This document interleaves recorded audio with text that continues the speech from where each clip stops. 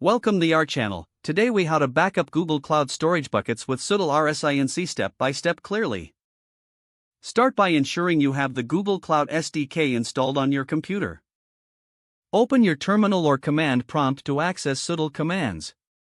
Verify that the Google Cloud SDK is installed by running the command cloud version.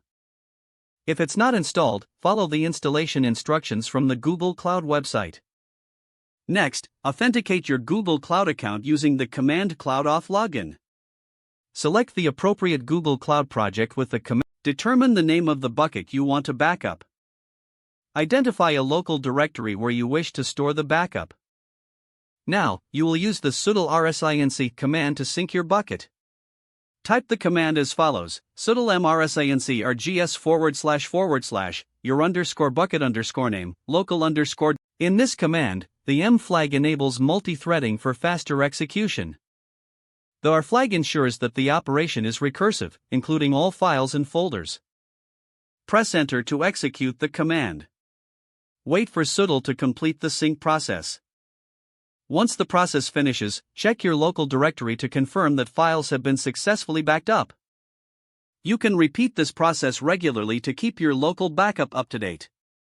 To restore files from your local directory back to the bucket, you can reverse the syntax of the gsutil rsync command.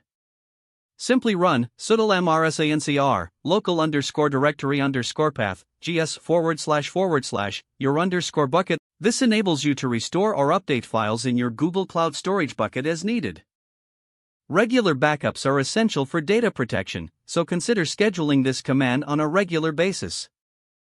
If the page does not load, refresh the browser or try again in a private or incognito window. Make sure you are using the correct email address, then retype it carefully to avoid small typos.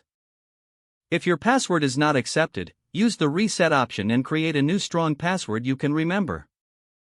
Check your spam folder for verification or security emails, then complete any requested confirmation steps. Enable two-factor authentication if available to improve account security and reduce unauthorized access risk. After signing in, review your profile details so your contact information and settings are accurate and current. If you see an error message, note it down and try again after restarting your device and internet connection. Log out when you finish, especially on shared devices, to keep your account and payment information secure. Don't forget to like this video and subscribe to our channel for more step-by-step tech guides.